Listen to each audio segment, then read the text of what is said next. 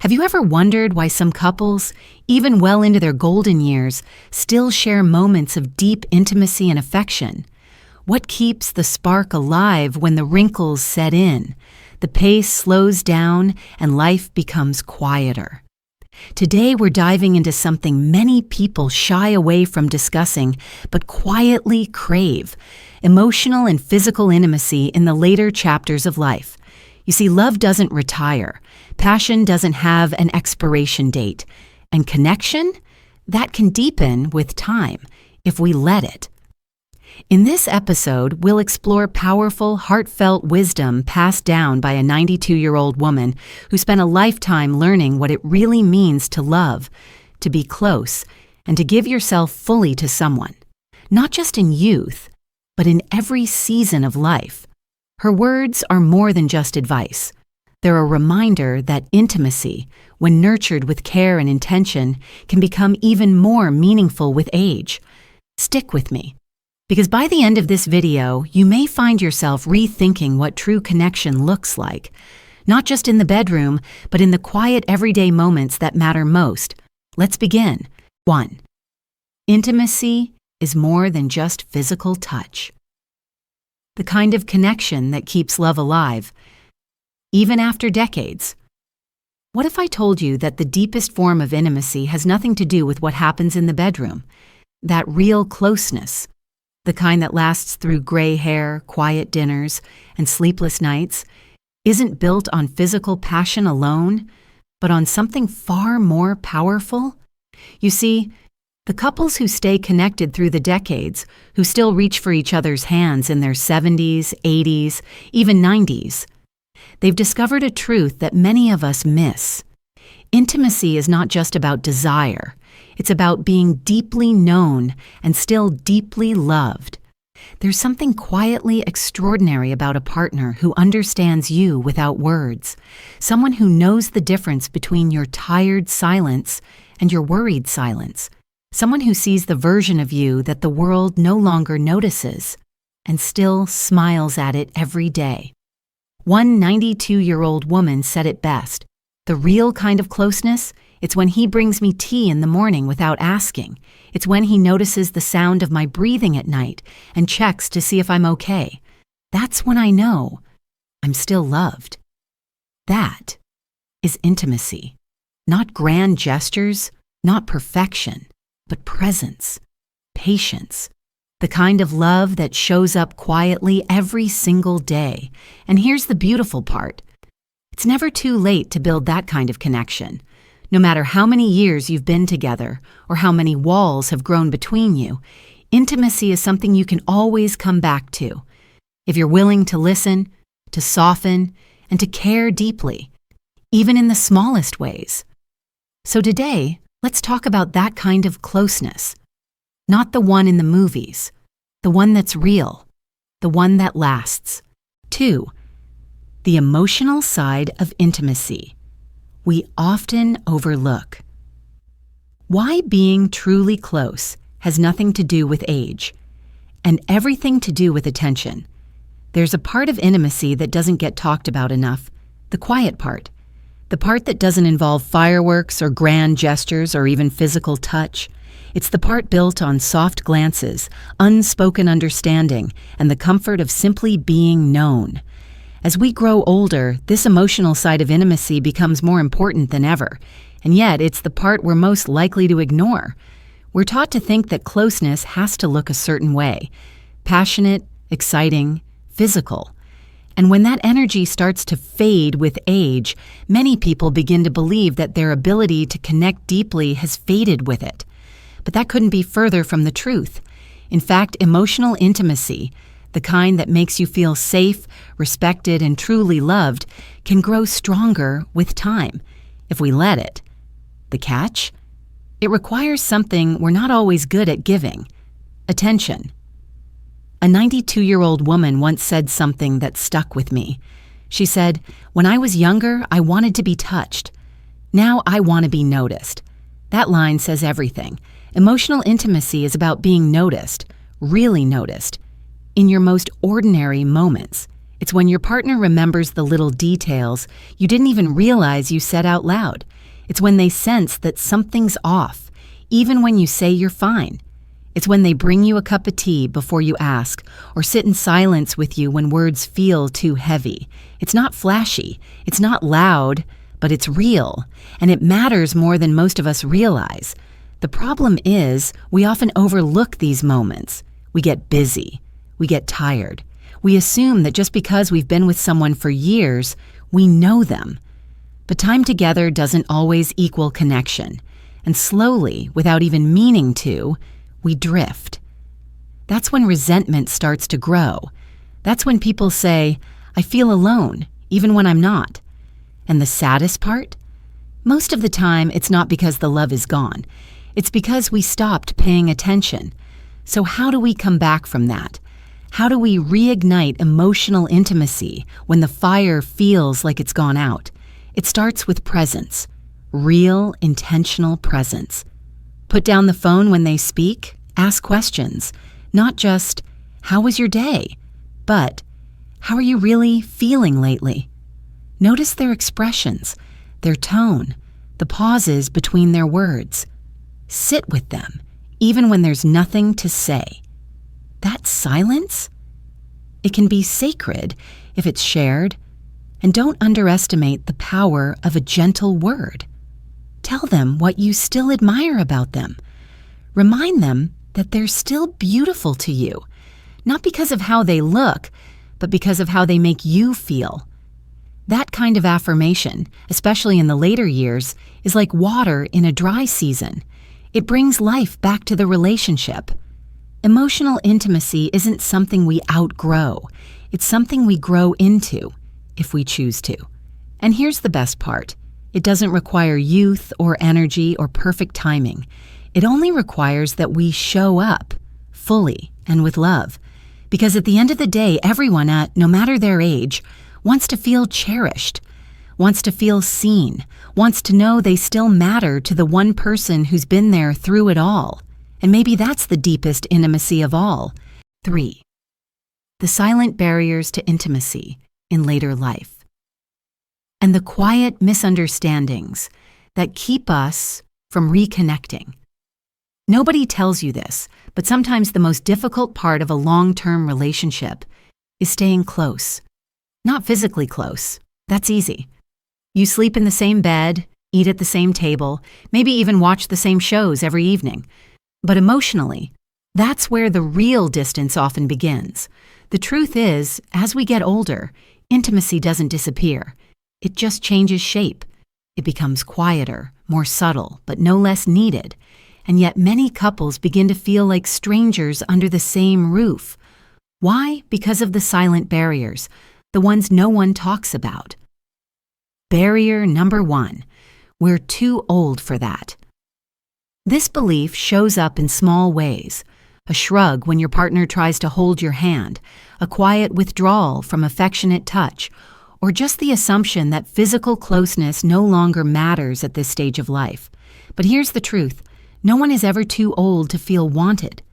Affection doesn't have an expiration date, and the desire to be held, to be seen, to be loved deeply, that stays with us until the very end. A woman once said to me in her late 80s, I don't miss sex. I miss being kissed like I matter. And that says everything. Barrier number 2, unspoken assumptions. After years together, we think we know everything about our partner, what they need, what they feel, what they want. But the reality is, people change. Needs shift. Emotions evolve. When we stop asking, we stop connecting. Maybe you assume your partner doesn't want to be touched anymore. Meanwhile, they're lying awake at night, wishing you'd just reach over and hold them. No one says anything, so nothing happens. And in that silence, loneliness grows. Even in love. Barrier number 3, fear of rejection. This one runs deep, especially if there's been distance or conflict over time. You wonder, what if I try and they pull away? What if I open up and they don't feel the same? So you stay quiet. You convince yourself it's safer not to try. But let me ask you this. What's the bigger risk? Trying and being a little uncomfortable, or staying stuck in a place where love feels like a memory instead of a living thing? Barrier number 4, pride. We wait for the other person to make the first move. We hold back our affection because we're still hurt by something they said or didn't say. And slowly, resentment takes the place of warmth. Silence replaces laughter. All of this is so heartbreakingly common and completely fixable, but only if we're willing to break the silence. Only if we're willing to say, I miss the way we used to talk. I want to feel close to you again. I don't know how we drifted, but I'd like to come back. That kind of honesty isn't weakness, it's courage. And often it's the first step to rebuilding something that seemed lost. Because the truth is, most couples don't fall out of love. They just fall out of rhythm. They get stuck in routines and forget to do the little things, the gentle touches, the kind words, the simple acts of care that used to come so naturally. And then one day, they wake up and wonder why they feel alone in the middle of something that used to feel so full. But it doesn't have to stay that way.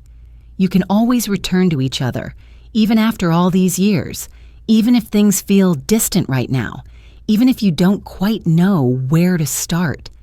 Sometimes all it takes is one moment of softness, one sentence that says, "You still matter to me."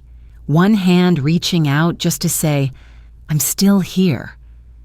That's how it begins. That's how intimacy returns. Quietly, gently, but powerfully. 4. How to reignite connection in a long-term relationship. Small changes, lasting intimacy. Even after decades together, sometimes love doesn't disappear.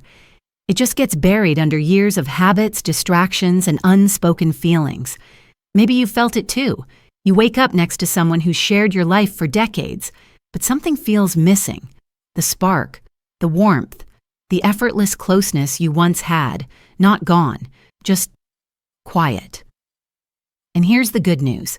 It doesn't have to stay that way. Rebuilding intimacy in a long-term relationship isn't about grand gestures or overnight changes. It's about small, consistent choices. Tiny shifts that say, "I see you," and "You still matter to me." Let's start simple. Step 1. Bring curiosity back.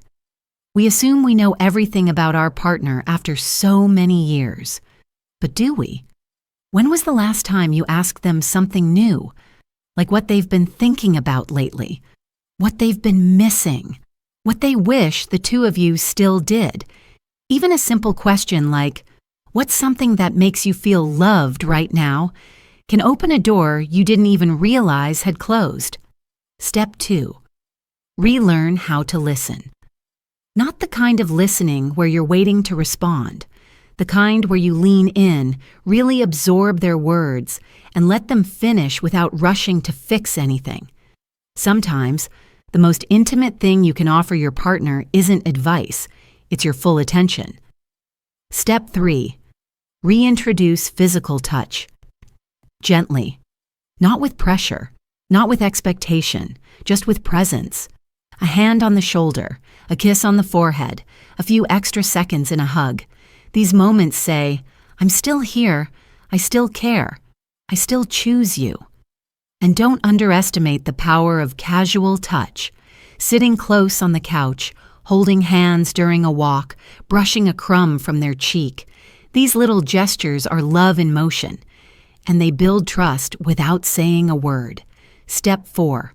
Make room for play. Yes, play, laughter, silliness, spontaneity. So many couples forget how to have fun together. You don't need to do anything dramatic.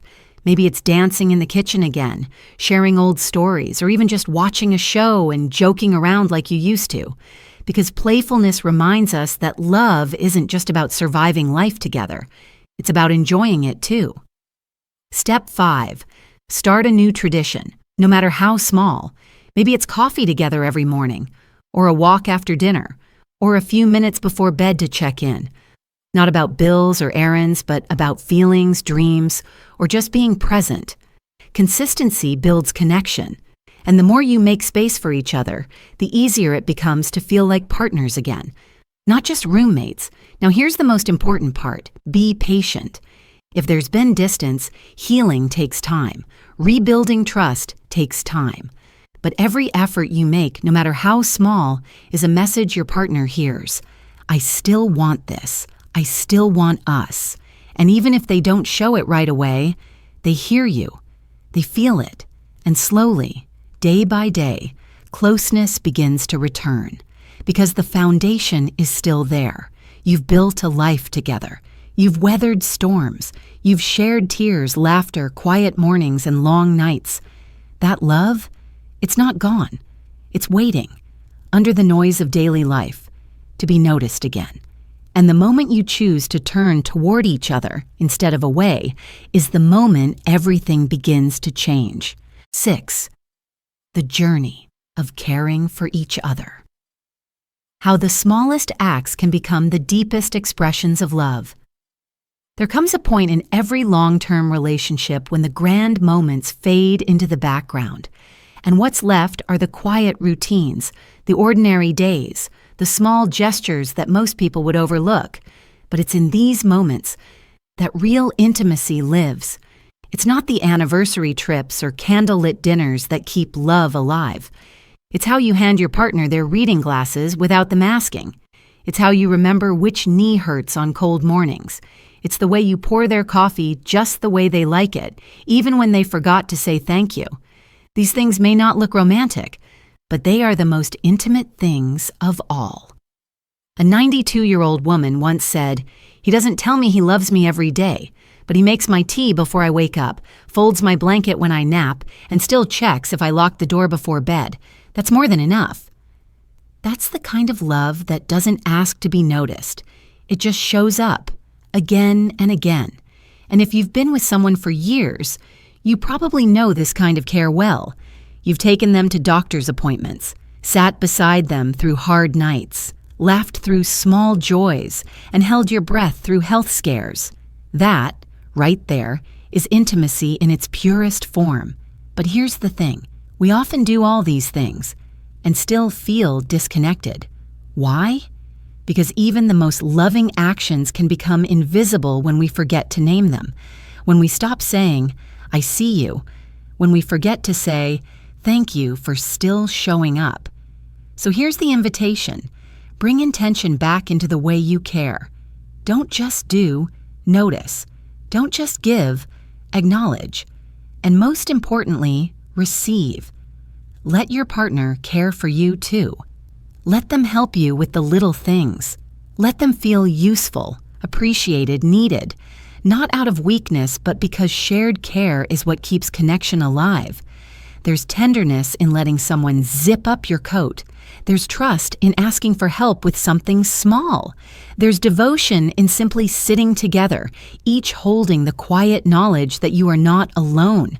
And that's the beauty of long-term love. It may no longer be loud or wild, but it can be steady. It can be sacred. It can be deeply, deeply satisfying. If we learn to recognize the language of care for what it is, a love story told in whispers. 5. Communication, the bridge between two hearts. How the way you speak and listen can transform your relationship. Let's be honest. Most of us think we're pretty good communicators until things start to break down. You've probably heard this before. Communication is key. And while that's true, it's not just about talking. It's about understanding. It's about how you talk, when you choose to listen, and why you say what you say in the first place. In long-term relationships, communication often becomes functional. What time's your appointment? Did you take your pills? Can you grab milk on the way home? Important, sure, but meaningful, not really. Somewhere along the way, deep conversations, the ones that once lasted for hours, become rare. And without even noticing, we start speaking at each other instead of with each other. So how do we turn that around? Step 1, create safe space. Emotional intimacy grows in spaces where both people feel safe to be real, without fear of judgment or dismissal. That means no interruptions, no correcting, no turning everything into a debate, just listening, fully, gently. You might be surprised by what your partner is still holding inside, simply because they didn't feel it was the right time to bring it up. Step 2, ask better questions. Instead of, "How was your day?" Try, "What made you smile today? What's been weighing on your mind lately? What's one thing you wish we talked about more?" These questions invite depth. They show that you care about your partner's inner world, not just their schedule. Step 3, speak from your heart, not your habits. It's easy to fall into autopilot. We say, "I love you" the same way every day. We check in out of routine, not curiosity. But what if, just once, you said, "I've been thinking about how much you've carried for this family, and I don't say thank you enough." Or, "I know we've grown quiet over the years, but I still love the sound of your voice." Words like that don't just fill the air. They heal. They remind your partner that they are still seen, still valued, still wanted. Step 4, be honest, kindly. If something's missing, say it. If you feel disconnected, express it, not with blame, but with vulnerability. Like this, "I miss feeling close to you. I want us to find that again." Or, "I don't always know how to start, but I want to talk more, not just about chores, but about us." Honesty, when wrapped in kindness, builds bridges. It creates the kind of trust where both people can exhale and say, "Okay, we're in this together." Step 5, don't just talk. Reflect. Sometimes the most powerful thing you can do is sit together in silence and let the words settle. Maybe hold their hand, look at them, really look, and say nothing. Just be present, because connection doesn't always need conversation. Sometimes it just needs space and stillness and the quiet reminder that we're still here.